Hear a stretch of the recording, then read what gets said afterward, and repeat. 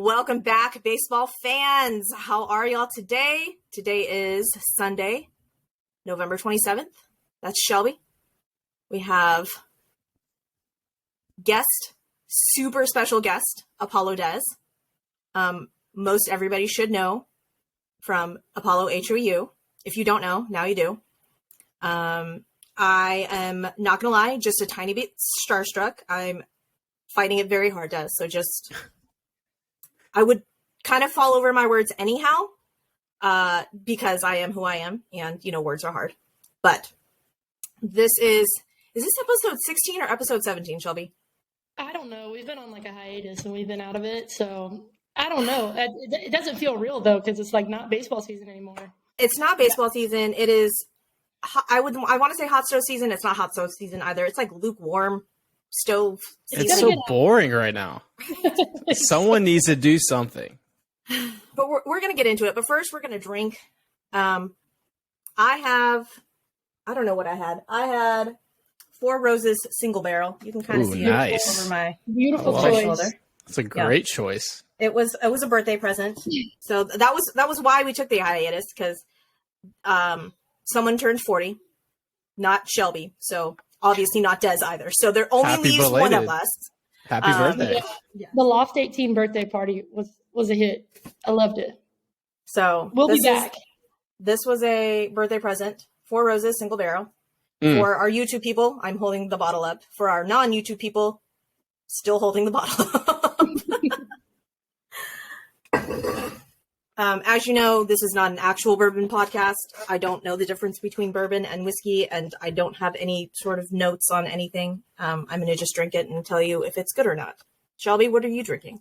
I went, trying to get in the holiday spirit. I went super bougie. We are going Maker's Private Selection. They have a sugar. It's a sugar and spice. This is the sugar. It's a little sweet. I bought this for much more than I thought I would ever spend on alcohol. It was cheaper than most of my bar tabs in Edo, or all of my bar tabs ever in Edo. But I thought I would not kill half the bottle in a week, but here we are. It's wonderful, by the way. Yeah, we're just celebrating a World Series. That's all we got to do, right? So Somebody asked me the other day. They were like, one of my friends came in from Arkansas, and he was like, are you feeling good? Like, are you coming down from it yet? I'm like, I'm never fucking coming down from this. Never. Like never. It still kind of hits me, like, every now and then. Like, y'all, we're World Series champions. I say we, like I'm on the team. I'm not on the team, but It feels good, right? It feels vindicated. Dude, this is how disgusting I am. I bought fucking Houston Chronicle in the mail. I bought every edition. It was like, I got an email from some like random, and it was like, your order is shipped. And I was like, what did I buy? And Olivia goes, newspapers? And I was like, not just any newspaper. The newspaper. The newspaper. Oh, yeah, no, I'm still a little shook by it. Still a little shook. And I was missing baseball so much that I had to like watch old old games on YouTube. I haven't processed it yet. I really haven't. Just because I was out of town, so I actually missed Game 6. I actually missed 4, 5, and 6. But getting back, the parade, and then I had the flu for a week. I may have been. This is breaking news for your podcast. I may have been patient zero at the parade, getting the whole city the flu. It might be me. Oh my gosh! It definitely wasn't. You have to remember, I work in public education. It was definitely not you. Okay, we can just screen grab that. We can run with that. But then I was like down and out for a week, and then by that time I had to play catch up with work and everything with Apollo, and then I was like, wow, it's Thanksgiving, and now it's like, wow, I can finally start like processing the team winning their second title, and it feels good. It really does. It feels vindicated. Like every day feels better. Like my other sports teams can't hurt me when they lose. Like I'm just like, oh, that doesn't matter. So it's been fun. It's been a fun few weeks. It'll be fun all the way till the next first pitch. See, I don't have that problem with other sports teams hurting me because I'm only obsessed with baseball and the Astros. So I try to get into the Texans, and my husband's team is the Bucks. Don't get into. It's not the time to get into the Texans. Well, I still don't understand. I still don't understand the things on the footballs. Okay, any football knowledge that I once possessed in my brain has been pushed out by baseball / Astros / knowledge. It's just so no. And I have to ask him questions, and I'm like, why are we bad? Weren't the Texans good at one point? And he's like, I don't even know. I'm like, oh, okay, fair. That's fair. So since we've missed baseball so much, let's hit on a couple things that have happened. Off season is definitely going to heat up pretty soon. It's going to take one spark to light a fire, and there's going to be a lot of moves made. But the hot free agent right now is Aaron Judge, and so I do want to talk about Scott Boras put out a video of Trey Turner. Did you see the hype video? I did. Yes. I did. I'm not gonna lie, it was amazing. It was amazing, but we're seeing these publicity stunts. Then Aaron Judge drops the SanFran video. Okay, I have two questions on that. One, why does Trey Turner have a hype video? Like, Trey Turner is amazing in and of itself, right? Like, I don't understand why he needs like a greatest hits thing. Is that just me, or? No, I agree. I think the other thing too is like Scott Boras is kind of like been feeling himself lately, from the Correa, like the C4 thing last year, to like your Hermes and like Balenciago now, like all these different like keywords that he's like throwing around Correa's stats, and now this like hype video as well for Trey. I'm just like, what are we doing here? You have 98% of the market share of like superstar athletes. Like, you don't have to promote them. Like, there's not a bidding war. Like, there's not another Boris that's going to come in and take your client away. Like, right? What are we doing? What are we doing here? Boris is just extra. That's all it is. It's just. I was very confused. I was like, okay, Trey Turner's very cool, but again, why? Honestly, you should have just did the slide video. Just play that nonstop. Like, just on, like, rent out Times Square and just have the slide just going on loop for nonstop. That's all you need for the hype video. I would watch. I'm not gonna lie, I would watch that. I would too. I don't understand. On Twitter, I replay it at least 20 times. It's just like a satisfactory thing. Like on Reddit, oddly satisfying. That's pretty much right. It's so smooth, and I don't understand how it's so smooth. I don't. Okay, so that's the Trey Turner thing.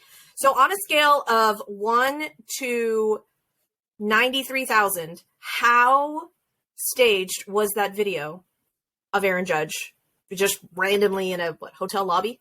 Mm-hmm. Yeah, that was 1,000% staged. And the little wink too. The wink gave it away. I'm like, what are we doing here? Like, it's just terrible actor. I mean, did you see his Jimmy Kimmel, like, or Fallon, Jimmy Fallon? Oh, where he was the umpire? Yeah, he's real cringy. It was super cringy. Yeah. First off, there's like never been like a 6'9" umpire ever, so it was like a dead giveaway. Like, and then he like fills out the umpire. I'm like, that's a linebacker. It's Aaron Judge. Yeah, it's been I need some signings because it's been very cringe on the old players' social right now. Yes. So do you think that Aaron Judge is just making the rounds and ultimately will go back to Daddy Yankee, or do you think the Giants actually have a legitimate chance? I think the Giants have a legitimate chance because I mean he is a Cali kid, and I think that change of scenery could be nice for him. But if I'm the New York Yankees, how can you let this guy walk? And honestly, if I was running the Yankees, I'd let him walk because I'm not going to get tied to a $350 million contract like you have with Cole and Stanton already. That's a lot of money tied up. He's 30, he's going to be 31. That's a lot of money. It'll be a lot of money in a lot of years. Obviously, the other things come with he's your captain. He's been your guy. He was with the face of the baby Bronx Bombers they call themselves or whatever it was. Mm-hmm. But on a business standpoint, I would let him walk. But like the optics of it, it's tough. Like the Yankee fans are going to be revolting in the streets if they don't get them. And then on the SanFran side, they have a lot of money, and I mean when their owner and everyone's talking like, hey, we're spending money, that's a pretty big statement. So I think also I think JV may end up in SanFran. Like that's been my hot take with the boys. I've been telling them because I think SanFran misses on Judge. Judge goes back to New York, and then they are just sitting there with a lot of money. And then what else do you do? Go get Justin Verlander to, So do you think Rodon to the Mets then? Yeah, that's the big piece. I'm really interested on where he goes because he's one arm that there's not a lot of question marks in the sense of like DeGrom's always injured. DeGrom is great. DeGrom is DeGrom when he's actually on the mound. Right. Javey's going to be 40, 41. But if I'm going to put chips behind a horse, why not the lefty that throws 95, 96 and kind of a psycho too? So I would literally I think the bidding war for Rendon's going to be like pretty nice. Like I mean like really like that's when the stove will be cooking. I think once we see one of the big names come off, and then it'll just be like dominoes. That's exactly what's going to happen. Exactly what's going to happen. And it goes back to Boris, right? He's a client, like the agent for all these guys. Like he'll be able to leverage. He's hearing all the numbers. He knows what the market is. It's not like a surprise to him. And he'll play games where he's going to leverage for his guys to get the money in the bag. And I'm very pro player focused first. I've always have been, even starting Apollo, and we're obviously Houston centric and all that. But I have buddies that have been grinding for years and up and down in the minors and getting a taste in the show, and like the in and outs business side, just it's so dirty. Mm-hmm. So I'm always player focused. So like when people are upset, and people are going to be upset when Justin Verlander leaves the Houston Astros, I'm just to say thank you. Like, thank you for everything you did. Like, obviously, you're out of our market of price, but go get the bag. You got your 2 rings and your 2 Cy Youngs here. Like, who cares? And go get your money now. Like, and that was the same thing with Springer and Correa. Like, that's just the game. And here's the thing with Verlander. Like, I love Verlander. Don't get me wrong. Maybe any other year, if our pitching depth wasn't freaking stupid ridiculous, sure, make the play for Verlander. But at this point, we've already got so many starting arms that we still have a surplus, right? Like Hunter Brown. We have so many, we don't even know what to do with them. Like that's literally the problem the Astros have. I mean, you're literally going to insert into the rotation, arguably, I think the best stuff with Christian Javier. Yeah. And now he's not in that Hunter Brown role. Hunter Brown slides in the Christian Javier role where he's a flex guy. Is he in the rotation? Is he not? And that's fine too. He gets to learn. And Hunter Brown's a stud, and Hunter Brown's discussing stuff. We saw it, but to ease these guys in is a huge thing. And we've seen it offensively for the last half decade where all these touted guys that come up, they don't have to be the guy. When Bregman came up, Correa and Springer and Altuve already were there. When Tucker came up, like you already had Bregman and Springer and Correa and Altuve. Like every time you bring someone up with Jordan, all these Pena, all these different people, they don't have to be the saving grace for a franchise. Right. And I think that's what the mainstream media doesn't get. And they don't understand the success of the Houston Astros. We are now so far deep. We're the Alabama of Major League Baseball, where we built the culture, we built the winning program. Now it's plug and play. Like the next guy that comes in doesn't have to be the guy, and they can just go. Like the Julio Rodriguez, the Ali Rushmans, the like Wander, every other Wander, yeah. all these guys, they have to be the guy. They have to strike gold. Mm-hmm. When you come up with the Astros, you don't. Just go be you, and you have leeway. And Hunter Brown is now on that new kind of flair. He'll be in the Javier role. So going back to the culture, Des, because we all know what that Astros culture is like right now, right? It's team above self, essentially, right? Like you're playing for a bigger goal. Astros hot take is people wanting Cody Bellinger, and if you want Cody Bellinger, I need you to just get the I need you to get the fuck out. Like, I can't. Sorry, Shelby's grandma. I'm very sorry. I cannot. So Des, tell me that you're not one of these that says, yeah, let's give Cody Bellinger a shot, please.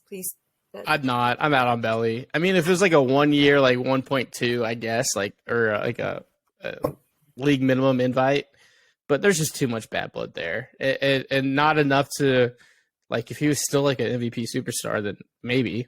But the cost benefit analysis, I mean, it says yes, probably on some guy's Excel sheet, but the locker room is going to say no. And we've seen decisions made that are based on the locker room. We've seen the Wilson Contreras trade Knicks because of what it would do to the locker room.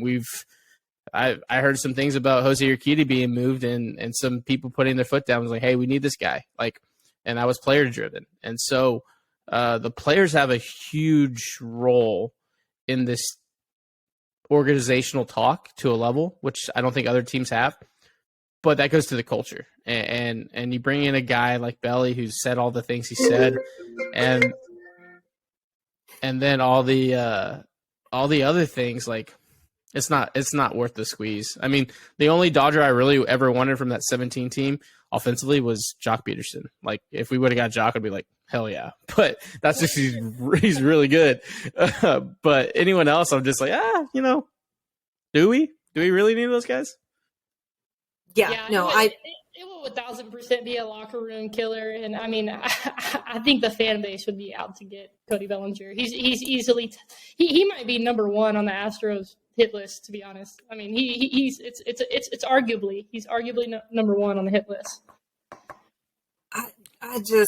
Everyone's like, oh, but Gold Glove, blah blah blah.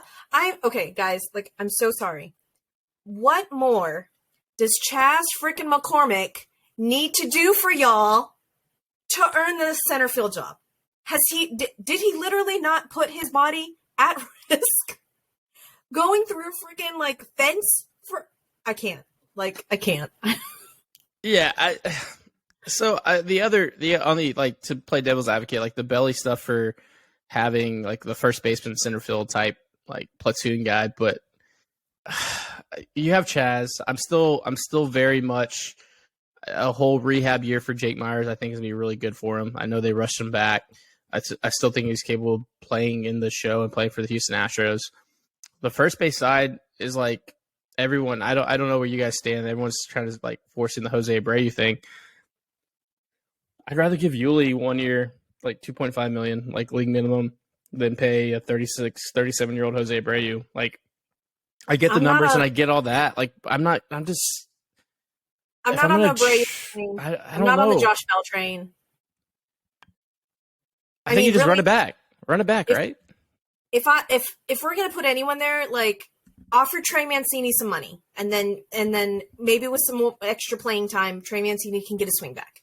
I think with my heart when I talk about Trey Mancini. That's the thing, because you love the guy. You can't help but not love the guy. I don't know how I feel about signing Yuli again. I love Yuli Gurriel. I do.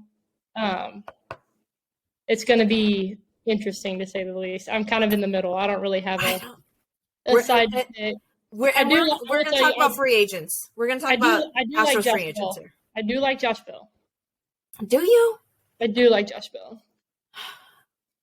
But we're unanimously against Belli. Yes. Okay. 1,000%. For sure. 1,000%. And I will fight anyone on Astros Twitter right now. So let's talk about somebody else that in baseball. Suzy, I didn't even bring this up, but it just happened to fly across my phone just a second ago. Baseball's, most loved human being, Trevor Bauer, showed up in the news this week. Fuck Trevor Bauer. I will tell you, one of my favorite manager walks was Terry Francona when he walked out there and Trevor Bauer launched the ball over the center field wall, and you can see Terry Francona go, "What the fuck are you doing?" That guy's a psycho. I hope he never pitches again. He never will. There's no way. He needs to go crawl into a hole and just. It still blows my mind that it was a woman from Pasadena. That just blows my mind. Shut up. Was it? Mm-hmm. In Pasadena. Wait, like this Pasadena? Like down here? Yep. Sure was. Because before I moved here, there was no other Pasadena. It was Pasadena, California. Like, I need you to know there is this. a Pasadena. It was from here. Yeah. Still blows my mind. That's kind of why I don't follow it very closely, but that's why I keep up with it. But yeah, the dude's he's insane. But he'll still get on YouTube and he'll still talk a bunch of shit for clout because that's pretty much the only. That's what he insane. does. And I just bleh, blah, blah. No. We're done talking about that human garbage pile. I had to bring it up. I had to get the reactions. Okay, so you want to talk about reactions, Shelby? Let's talk about reactions. Okay. So y'all know that I pretty recently got into baseball, right? Like 2018. So not the Hunter Pence era of the Astros. But in my head, apparently Hunter Pence and Dallas Braden are the same person in my head. That's kind of, I mean, I get that. I could see that. I could see that. I could see that. So I'm like, how is this a thing? Why is this a thing in my head? And so I was trying to figure out, is it just because it's a generic white guy with a beard? No, it's not. Because I was trying to because I was the only time that I have ever like seen and heard Hunter Pence is on like ESPN and stuff. Mm-hmm. And Des, y'all had Dallas Braden on Apollo HOU at some point last year. On our college podcast. We had college pack. Okay, it was Dallas Braden when he was on starting line.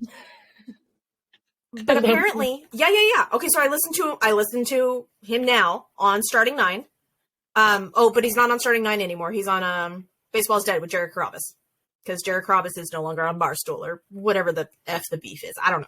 Regardless, so every time I listen to Dallas Braden on that podcast, I have to actively remind myself that it is not Hunter Pence because legitimately that voice is Hunter Pence in my head.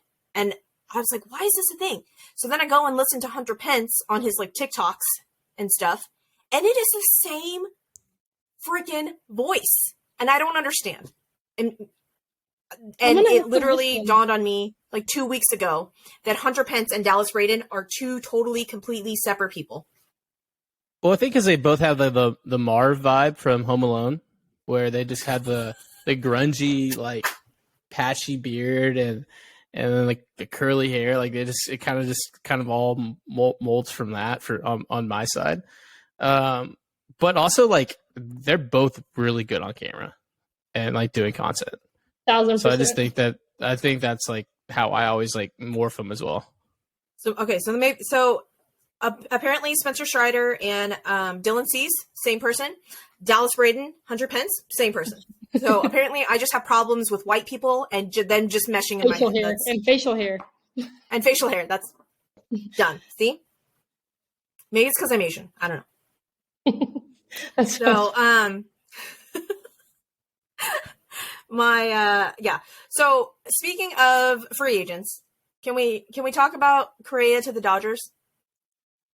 It definitely seems it has some legs, right? I think they're like, so back to the stupid Boris thing, right? I think he floats it like how politicians float an idea. Like, hey, let's put this out there and see what the general reaction is.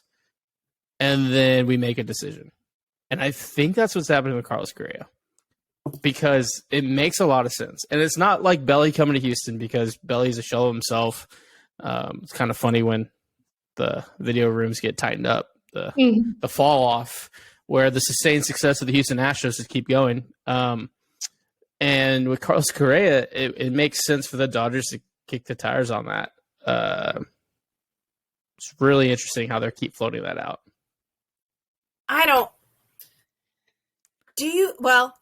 Really, the only 17 people that are there would be who? Kershaw?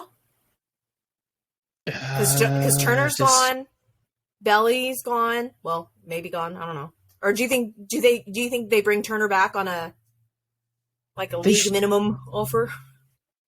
DH. No, I think I think Turner would do something. I think he would sign something like that. So I wouldn't put that out of the question. But Carlos Correa elevates any team he goes to. Like, put your fandom aside. Do you want to win? Right. Oh yeah, and that's what LA wants to do. It's a zero-sum game.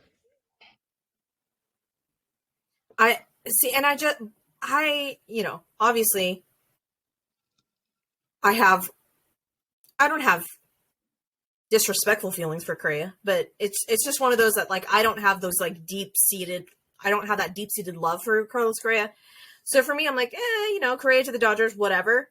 But I know some Astros people are like, oh my God, if Correa signs with the Dodgers, blah, blah, blah. I'm like, Correa was one of my favorite players. Like, seeing him come up when he was a baby, like, freaking loved it. I saw him play in Corpus, like, so I saw his entire come up. So I had like a little bit of, I mean, it was like a bad breakup for me. I'm pretty sure it was the middle of the night when he signed with the Twins, and I'm pretty sure I may have shed a tear or two. Aww. Yeah, that one. Did you see Maldy's tweet? Did you see Maldy's tweet and then cry, Shelby? Yeah, I mean, I didn't sleep very well that night. I was waiting on it. I don't know. I still want him to be successful. His little brother's still in the organization, you know. I just would hate to see him go to the Dodgers. I think it's one of two ways. It makes sense. It makes sense on a business side. I don't know if it makes sense on a personal decision side, like for both sides on that. But if he does sign with the Dodgers, it feels like when Machado went over there, like just a mercenary, like for hire, a gun for hire. Mm. And I don't know, like it's a tough crowd to play with if you're not performing too with the whole 2017 thing. So like I think there's a lot of other paths to success for both sides where Correa still gets his money and goes to a contender, and the Dodgers get a shortstop and they stay winning the NL West, and that's about it. Like I think Xander Bogaerts fits well over there. I think with the Mookie connection, and Xander going over there makes them a pretty damn good team. Obviously, they have freaking MVPs and all-stars at every spot. Right. But there's got to be some sort of continuity or culture change for the Dodgers, and I think Carlos Correa is the guy that does that for any organization. He knows how to build a winning culture. He knows how to win. And he knows how to play a damn good baseball defensively and offensively. So at the end of the day, if your team's about winning, then you go out and sign the kid. So, fun thought game. Even though the Yankees have re-signed IKF, who would you rather Correa go to? The Dodgers or the Yankees? The Yankees. I think the Dodgers, just because it's a path of least resistance for me. I always just like go stack the NL. We'll worry about the NL when we get to the World Series. That's how I view things. Shelby, you would rather see Correa on the Yankees? Yeah, I would. So I had a moment last week. I was watching. We were talking about the Cowboys. I'm not a Cowboys fan, but the Yankees are very similar in ownership to the Cowboys, right? Like long running forever. But I really don't think that the Yankees will win a championship until this time Renner's sell the team, which is probably never going to happen. But same thing with like Jerry Jones. It's the same thing with the Cowboys. So I don't know. I think I'm with Des on this. I think if Carlos Correa is going to go anywhere, I would rather him go to the NL so that we can worry about him when we face him possibly, in the DS, CS, whatever. Not DS or CS. I'm dumb. In the World Series. It is in the World Series, Suzy. I'm dumb. I'm sorry. I think Carlos could end up in Boston. It makes a lot of sense over there. Yeah, I like that. I would really like that move. Cora's his guy. Yeah. Always been. I mean, Corey almost tried to get a few of our assistant coaches this past offseason. So it makes a lot of sense for that, kind of marriage again. But it's just, I don't know who makes the first decision on going to a team, because like we said, that's the first domino, and then everything else is going to catch on fire. And obviously owners meetings are coming up, so that should start getting things going, but we'll see. Let's hope, man. All right, so let's move into the free agents for the Astros. We've kind of talked about it. We touched on Yuli. So, do you want to resign? Just yes or no answers. Do we want to resign Yuli? Shelby, go. Yes. Des? Yes. Okay. Brantley? Yes. If he's healthy, yes. Well, I mean, he's not, what? He said not coming back till April? Yeah, I think so. Right? Okay. So, Christian Vasquez. No. I would love it, but no. Trey Mancini. Yeah, I mean, heart, yes. Business, no. I'm a no. Okay. So, question on Christian Vasquez. So, we're talking about the catcher position. We all love Maldi. We all know that Maldi runs the shit, right? Like, we all know this. Why are we talking about signing catchers when there's literally Christian Vasquez here that he just helped us win? We have Corey Lee waiting in the wings. What is the plan? Are we saying Corey Lee take the reins? Maldi's going to kind of take a back seat and ride off into the sunset? Are we trying to sign what are we doing here? I mean, obviously, I really don't think Maldi goes until Corey Lee is primed and ready to play at least, a fourth to a half of the season. I think Maldi's the perfect mentor, but if you look at the numbers, I mean, Christian Javier throws better to Vasquez. So, I mean, I really think they're trying to find somebody else who could manage that other part of the bullpen or the pitchers, that Maldi doesn't, I mean, I guess click with. I mean, obviously, like, he's a phenomenal catcher. He's going to be a great coach one day. I fully believe that. But sometimes whoever you have behind the plate makes a big difference. So then why are we not trying to re-sign Vaz? And maybe possibly put Vaz in the 60-40 role? Like 60 Vaz, 40 Maldonado. Yeah, I think it goes back to the culture and the kind of the guys helping running the ship, and I just don't see them making that decision of Maldi losing that timeshare where Vasquez wants to be the guy. And I understand that too. Like, right. If Vaz was like, yeah, for sure. He would be just play anywhere else. Yeah. I mean, if Vaz would be like, yeah, I'm down for the timeshare, then 100% make the move for him. And he played a little first. He can do a little bit of both. But also Vasquez, it just seemed like when we needed a big hit, he got it. And it wasn't sexy. It was just a little knock here, a little knock there. But that's what you need. And when I said I wish we could get him, I really do, because he was really, really valuable. But I think Maldi just carries a lot of weight with this team. And for that timeshare to go down, it's a tough decision. Right. Well, and don't get me wrong. I love me some Maldi. The machete, I love him. But I mean, brother's playing through a hernia and a broken hand, thumb, wrist, something. I'm like, what is happening here? Why are we doing this? Maldi, we love you. There is a more than capable catcher here. No, yes. I was a little baffled by that. Not gonna lie. I understand where the culture comes from and all of that. I was a little baffled. Not gonna lie. But Dusty's, I don't know. Dusty's a guy. He has his guys, and Maldi's his guy. That's why. I mean, that's 1,000% why. That's true. It's true. Yeah, I think with the future being either Corey Lee or Yanier Diaz, you have a great mentor and a great guy that can teach these guys how to be a catcher in the show. 1, how to prepare. 2, and 3, how to manage a staff. And that's what I think, Maldi's does really, really well. So do you think we sign a catcher in the offseason, or do you think that we're riding with Corey Lee and Maldi?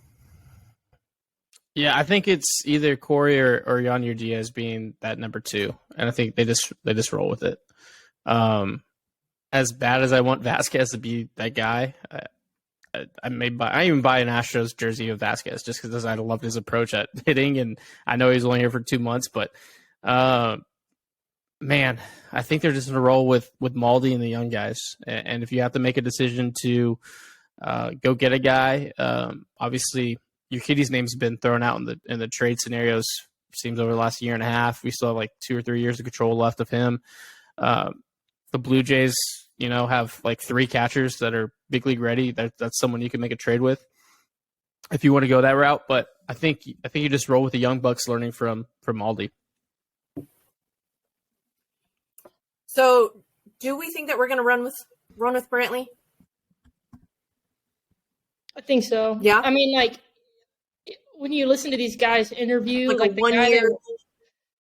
Yeah, for sure. I mean, but you listen to these guys talk, and they're talking about hitting in the cage. Especially like Kyle Tucker. Kyle Tucker loves Michael Brantley. Like it's his mentor. That's his guy, and I definitely think, 1 year,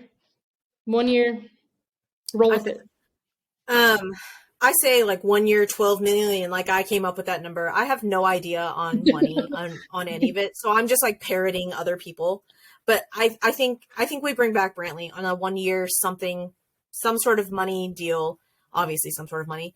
But that whole story on Brantley hyping up the team after Lance McCullers just got shelled and being that guy in the clubhouse, I'm like, oh, you got to bring him back now. Like you have to. I don't care in what capacity, he's got to come back. Yeah, I think we get him, and I think it's like a 2-year deal, probably maybe a 3 with the team option. But Michael Brantley made a conscious decision to re-sign with the Houston Astros after the scandal and everything that they went through, right? He's very family-driven. I think his family has roots here. Makes a lot of sense to bring him back just on that side of things before you would dive in the baseball stuff and all the intangibles, like you guys said, from being a leader and being the guy to speak up. Like, I don't think any of us would have put our money behind him being that guy if, they're like, who do you think would be the vocal leader for the Houston Astros that turned everything around? I would not say Michael Brantley. But the other side, too, is I think what Crane said and what Desiv said, and even Click before he left, they talked about Jordan being the everyday left fielder starting next year. So now you have a DH spot open where Michael Brantley could DH. You just worry about what he does best and let's hit. He could spell Jordan when, he needs a spell in left field, especially at home. I mean, being at the Crawford boxes, you have a little cushion right there in left field. You don't have to be the best, run down the ball. And you could slowly bring him back off that injury. And I think it goes to, he doesn't have to be the guy. We know Michael Brantley can roll out of bed and hit 300 in the show. So, it makes a lot of sense to bring him back on a 1-2 year deal. So, Des, I think we're going to roll into the interview portion of the podcast. So, like earlier we said, you've made it in life when you can just roll with like your first name, and it's not even like a full first name. It's just like it's Des, and who we're talking about, right? So. I know that you and Brian started Apollo HOU, during the pandemic? Yeah, we launched Apollo. It was me and Josh Hill. We launched February 20th, 2020. So 2 weeks before the whole world shut down. We launched a sports media. 100% great time. Yeah, we had no idea what we were doing, and then we had no idea what to do right after that. When we were locked in our houses. So give us a little backstory on how, why, not when, because you just told us when, but how was that always just a dream of yours, or? Yeah. So I played college ball and I played ball my entire life. Was very thankful to, play college baseball and then play with a lot of great, athletes and teammates and opponents and all that. And I was sitting at I was working an oil and gas job right out of college, hated it. And I was like, this sucks. Like, I don't want to sit under fluorescent lights. This is miserable. Like, we sit in traffic every day. But the paychecks were cool. That was a cool spot. That was a cool thing. And there was a gap in the marketplace. And I was like, look, Houston is, fourth biggest. At this time, the Texans were good. The Rockets were good. The Astros were good. And I was like, no one's really covering it unless there's like a World Series. I know there's like the traditional, sports radio and the Chronicle and all that stuff. I was like, there's nothing really for like 20 and 30 somethings. And this is right when Barca was blowing up. SB Nation was blowing up. I think John Boy was getting, some ground legs on his YouTube videos then. And I was like, really, no one's kind of doing that here. And I would like really hate that SB Nation or Barca would send someone from Houston, from wherever they are to Houston, and they don't understand everything about Houston. And there's like 9 downtowns within downtown. There's like 20 downtowns within the loop. Like, there's just so many different multicultural things, the art, the music, the sports. And I was like, let's do something. And in 2017, I created a website called Millennial Sports Network. And I started blogging. Yeah, I started blogging then, and I quickly let that go. I was like, Astros are about to win a World Series. I'm going out with my friends and enjoying all this. And then in 2018, I started picking back up. In 2019, I created a Twitter account called Flags Fly Forever.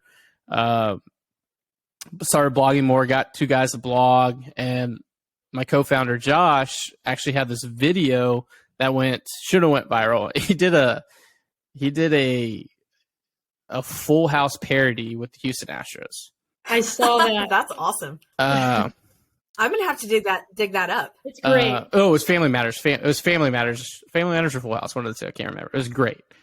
And I was like, this is so creative. I was like, dude, can you teach me how to do this?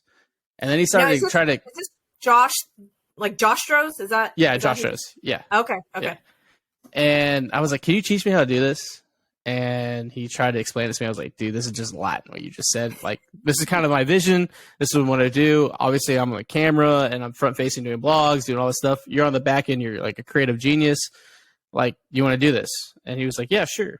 And so in 2019, we started doing that. We started getting, a group of people on behind the scenes to launch. And we're like, all right, let's do it in February.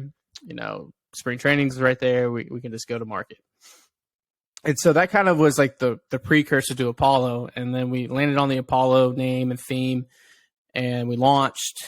And then 2 weeks later, the world shuts down. We're just like, what do we do? Like, we're all in. We're pot committed. Like, we put it on the internet. It's out there. Like, we have to do it now. And Josh had a brilliant idea, and it really built our community from the ground floor in that moment. And he was like, let's get on Twitch. I was like, what the hell is Twitch? And he's like, he explained to me, he's like, people pay to watch people at video games. And I was like, this is Justin TV. Like, I remember the guy in Austin doing this when he had like 20 cameras on him. And I was like, good for him. He sold out and has this huge platform now. And so we created the Astros simulated season, and we were just like, let's follow game by game. We'll do this for a couple of weeks, and everything will be back to normal. And we'll just, the computer versus the computer, I'll just be on the camera emceeing, and we'll just go. And I think the very first stream, I didn't even say anything for like 5 innings because I didn't know like what to do. Like, I don't know if people are coming to just like interact or actually watch the computer play the computer. I wasn't even playing. Are y'all playing? What is it on the show? That's MLB The Show. Yeah, we franchise mode everything. And we just did it where the computer played the computer. And so, like, we started doing it, and the first few were clunky. And I think, like, game 6, we had Lance McCullers come into chat. And it said Lance McCullers Jr., and I saw it. And I thought it was just, like, someone, like, trolling. And I was like, that's not, like, Lance McCullers. Like, I said something dumb like that. And then it said Lance McCullers Jr. gifts 100 subs. I was like, shit. That's actually Lance McCullers Jr. And so, like, he jumped in, and, like, that kind of caught on fire. And then, we're in our houses. We're stuck. We have different themes. We had Whiskey Wednesday, Taco Tuesday, Friday Night Lights Friday. we'd had all these different things and Margarita Mondays. It was just crazy. And by the end of it, we had like 400, 500 people every night in this Twitch channel watching this computer play the computer. And COVID was tough times for everyone, all that. We weren't ready. And COVID allowed us to reset. And one, we built this community up and this original OG following that would literally give their shirt off their backs. And I would for them and they would for us. And it was really, really cool. And I think we've seen it over the last few years. A lot of content creators, a lot of brands have shifted to community-driven aspect things, where you build a community up and then you go to market with whatever brand or with whatever piece of content. Because I truly feel that Apollo is the cities. It's not mine or Josh's or any other team members. It's the cities, because what we've done well is the community is just a driving factor, because all of us were in the content world, right? And we create something. And Shelby and Suzy, I don't want to speak for you guys, but I guarantee you guys have this. Like, you have this great idea, you go to market, and it doesn't work. It's just like shit. But then you just post something, and it catches on fire, and it just goes. And then you're like, okay, I'm going to go all in on this thing because it just caught on fire, and that's what we do. But it sucks because like you create and not waste, but you use time as a resource, and you're like, I put all this effort in, and it just didn't work. And so on the community side of the content side, it's what the people want and do. And I think that's a truly special thing. Like, it's not about any piece of content that we go out. It's not about us. It's about what the community wants to hear or listen, or not even want to hear or listen. Sometimes you have to give them their medicine, but it's all based in that frame. And that's the secret sauce. And across, I think, content creation across the board is the community-driven thing, and COVID really allowed us to build on that really early on. And truly, like, we didn't plan it. It was just a lucky break. But now everything we do is in that frame of community-driven sphere and aspect of it. You know, I think amazing. I'm sitting here, and me and Suzy talked yesterday kind of about what we would talk about. You know, that's exactly one of the questions that I'm literally about to ask you. It literally has to do with a citywide brand, because you know, you guys are putting out this content, and, you know, for example, your shirts, Correa goes out, he's wearing the tank every day, the H-Town versus everyone tank. You're seeing shirts being made now in MLB shop that have very similar, you know, things on the chest. And it's amazing. I mean, I remember going to Pitch 25, and I remember when there was like 2 people sitting at the table right there by the door, and like one fold out table and like 5 shirts. You know, I saw like an OG Apollo shirt, because I mean, like, it's so special. We needed something to hang on to during that time, and it came out at the perfect time. But the question I literally wanted to ask you, it literally says, like, you're a part of a citywide brand. It's becoming iconic to Houston. What does that mean to you? Oh, it means a lot. It means a lot for all our team members and all the time and effort they put in. The H-Town versus everyone was just a random text I sent Josh when the scandal broke, and I was like, I'm contrarian by nature. I'm going to zig when everyone's in a zag, and let's throw that out there. And it caught on fire. And I don't want to compare it to the Be Someone, because the Be Someone really means a lot to me, but it's a city slogan now. And when I see other you know, brands or everything doing different variations, I love it, because it's a city saying. It means a lot to everyone. And just to be associated with the city and everything we do is just, it means a lot. It's truly, truly special to all of us. Well, so now, Des, you said it was you and Josh that started Apollo. So when did Brian come in, and and I know you have other different brands for like rockets and random, I don't want to say generic. That's not the word that I wanted to use. But like kind of just everyday content. Where did all of these other people, when did they come in to play? Yeah, so we had a few really early on come on with us, from Stoney to Spaceman, Colin. Yeah, Colin. I mean, he's been there from the jump. A lot of people have, but Lalima especially was literally around this time in 2020. So it was right after the sprint and all that. I knew Brian. He was 4 years older than me. We played in the same area, in the spring area on the north side of Houston. His crew kind of ran with my crew. We knew of each other, and then one of our buddies, David, reached out, and David Collins had played with Brian at spring, and then I played travel ball with him, and so he was like, "Hey, Brian's been at 790 for a little bit. Just have lunch with him." And so I had lunch with Brian, caught up, and I was like, this is kind of what we're doing. Just from that on, we've just been stuck with each other and been two peas in a pod. I don't know how Lima does it. Like, I literally listen to him like on the way to work every morning. Him and Sean listen every morning, and then like I go out on a Friday night and I see him. Everybody posted up on a Friday night. I don't know how you do it. Yeah, the new show on 790 that it's been early mornings for him. I've been calling Grandpa for a while now, but now that he goes to bed at 8 p.m. so he can be up at 4 to go to the studio. Like he definitely gets chirped a lot more. But I mean, he's been great. He's my right hand guy, and I'm his right hand guy, and dude's a superstar. And I tell everyone, like, if you're here for a day at Apollo or you're here till the very end when the world implodes, I'm just thankful. And I think there'll be other brands that come in and scoop some talent away from us. And I'm going to be like, I'm thankful for everything you did here because it means you did it right. And I think Brian's a superstar, and I'm just thankful that he's my co-host and right-hand guy. So we wanted to ask you, what is a typical day in the life of Dez? What does that look like? Yeah. So if you ask Josh, it's probably going to be different than what's in my mind. Because so we need to get Josh on the pod. Josh is our next guest. Perfect. Yeah. So I live up in the Tomball area. So our office is now on downtown on Main Street. And so I have a hall. And so I can't go in early. Because then I'm stuck with like the commuter traffic. And so I'll wake up around 6:30, take the dog for a walk, get a workout in, and then start, kind of planning out my day, content side of things for the week. Let's just say this is on a Monday. We have some staff calls early on, and then I'll head in.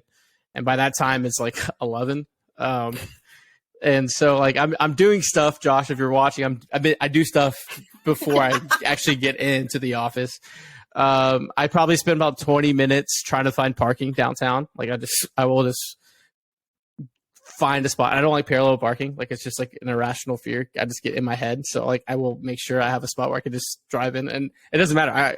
I will spend 20 minutes finding a spot. If there's a parallel parking spot, I'm like, that's not the spot for me today. And so I'll get in, and then we'll start getting content going, whether that's streaming, podcasting, just content ideas.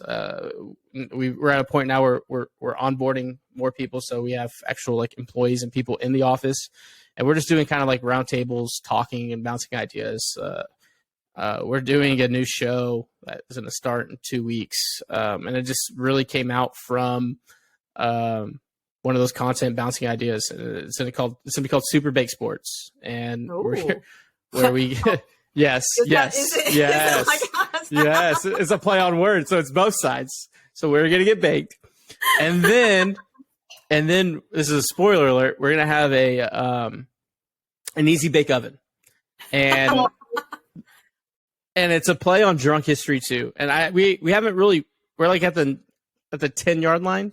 We haven't really finished it, but in my mind, it's gonna be kind of what drunk history did, where someone just tells a story of something crazy in the sports world, but that person who's been super baked, who's baking goods, during their cooking, they're the ones telling the story.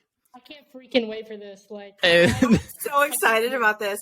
That was literally birthed from one of our just content idea brainstorming. Like, and when you get a bunch of creatives in the room, it's tough because everyone has really, really good ideas, but our team has been from the jump has been very well to check ego at the door. And coming from me, that's very tough. I'm very egotistical, but you have to check it at the door every day.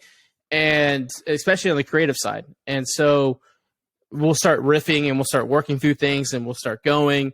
And that's how something like this comes hopefully to market here in the next week or two.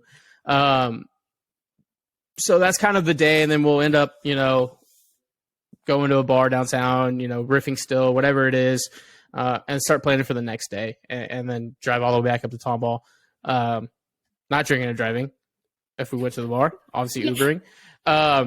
But things like that. And so it's just, it's a long day. It's a fun day, like to be in sports and that is your job. It's great. It really is. So now, did you major in business? Did you major in what did you major in, and how far did you zig from your actual plan of life? You're an engineering major. Are you an engineering major? No, I'm not. So I played college ball, and I was like, what is the easiest major that keeps me on the field? And so everyone says business. Like everyone says business or kinesiology. But I came in with a lot of like dual credits or whatever. And the person was doing was like, do you like criminal justice? I was like, oh, my dad's a police officer. My grandfather's a police officer. Yeah, I'll do that. Because I came in with a bunch of credits and it maximized that. Mm-hmm. And so my major's criminal justice. And about 2 years in, I was like, definitely don't want to be a cop. So I'm going to start loading up on minors. So I got a minor in psychology, political science, and I think business. And that was just because I just was like, I like those classes. I didn't want to change majors because my school was paid for 4 years. I knew that. And I was like, well, if I change majors, that means I'm going to be out of pocket for 2 years. Mm-hmm. I don't really want to do that. So I was like, let me just stay with this major and then figure it out. And so I got a sales job in oil and gas out of college. I just like talking to strangers. And so they're like, yeah, you can be a sales guy. I was like, okay, that's cool. I don't know what I'm doing, but we'll figure it out. And so it is the complete opposite of what I did. But if you do go to college, kids, maximize everything that's there, load up on minors. How big is your empire now, Des? Say that again. How big is your empire now? How many employees do you have now? We have on payroll, I believe, 5 official employees and 7 to 8 other contributors that we take care of. And that's in 2.5 years. And it's been so fun and exciting. And look, it's a grind amazing, still. Des. Congrats. Thank you. It's still a grind. We're not making a lot of money. But it's fun.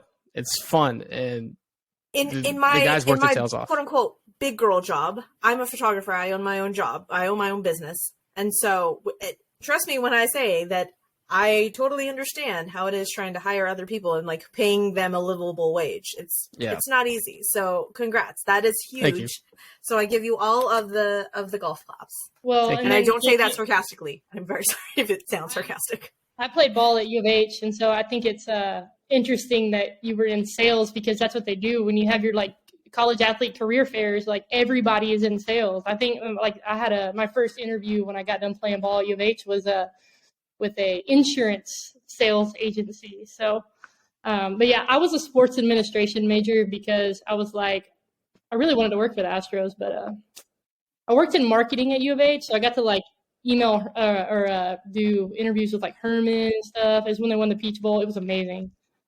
Yeah, it's crazy the athlete world, and I think anyone that doesn't matter what level or when you stop playing, I truly think playing sports is the best social network ever. 1,000%. There's people now that our lawyer, literally I played baseball with since I was 8 years old.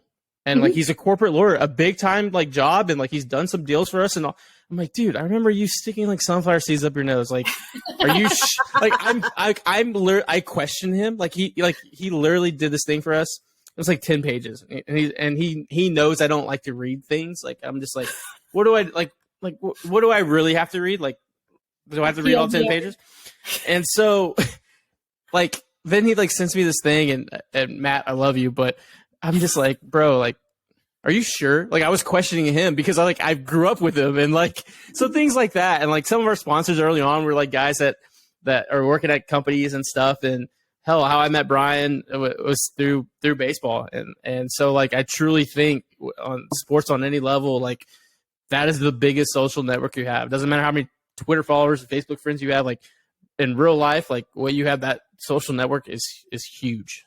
And see, I done fucked up because your girl has the athletic ability of a gnat. So note to self, we'll try and get my twins into sports. We used to talk about it like the locker room at U of H, like, you know, playing a college sports, just like being like in Greek life, like a fraternity or a sorority. You just don't pay for your friends. That's pretty much what it is. 100%. Well, Des, we don't want to take up too much more of your time, so we're gonna do a couple of quick like this or that kind of things, okay. And then like one. What did you call it, Shelby? Like, who is on your Astros Mount Rushmore? Ooh, I like that. Okay. So, who is on your Astros Mount Rushmore? And then we're gonna move into kind of this or that. Altuve, Biggio. Cheat, by the way. Altuve didn't cheat. Biggio, Bags. Just because that's 90s kids, right? In the last spot. Damn, that's tough. We didn't prep Des, by the way, for these questions, so sorry, Des. No, this is perfect because I want to think, because like I go to like Royo or Roger or like JV. But you know what? I'll go to the 2-time third baseman and future Hall of Famer Breggs. I'll throw Breggs on there because I truly think he's gonna be a Hall of Famer. So Breggs, Altuve, Biggio, Bagwell. As you can tell, I was not a pitcher in college. Strictly position players only on that one. All right. I like it. Okay. So, Shelby, throw him your first this or that. All right. So I came up with a little Houston-themed rapid fire. Okay, a little this or that. So our first one is Crawford Bach or Love Street? Love Street.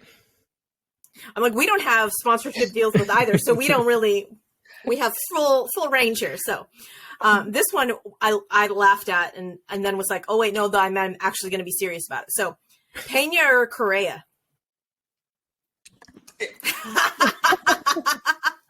How could you say no to those biceps and that smile?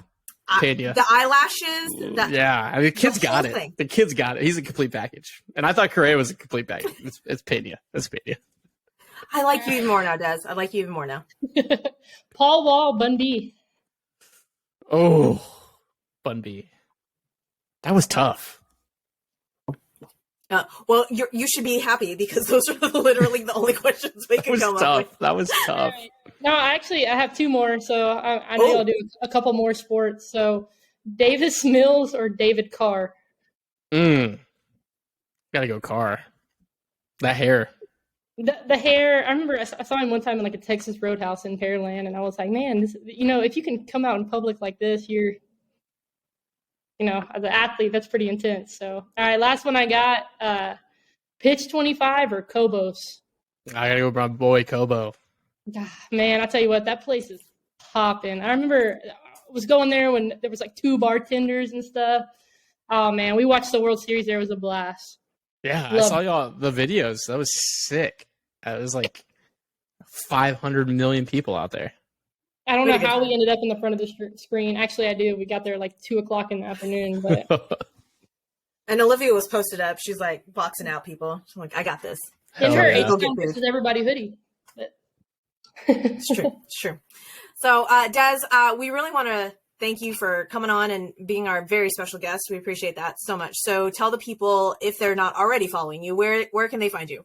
Yeah, well, first off, thank you guys. You guys have been killing it. I think I told Shelby at Kobo's that you guys have been just putting out great content. So super thankful you guys had me on. You can follow us at ApolloHOU across all socials, and then my handle is ApolloDez1 on Twitter. I'm not on IG or anything, so just really on Twitter. Very cool. Very cool. Again, we thank you, Des, so much for taking the time out of your day to come on with us on our tiny baby hobby podcast that kind of blew up, that kind of went back into shadows, but that's okay because we're having fun. So again, Des, we want to thank you again, Apollo HOU. If you guys do not already follow them, go follow them, go buy all of the merch because we love all of the merch. And until next time, we will see you later. You can follow all of our Twitter handles and all of the fun stuff. We'll put that in the links because you don't want to actually hear my voice saying that. So till next time, we will figure out some sort of recording schedule, maybe. Somewhat. We'll figure it out. So until next time, guys, thank you guys. And you guys have a great holiday season. Shelby, Des, appreciate all y'all. Thanks so much.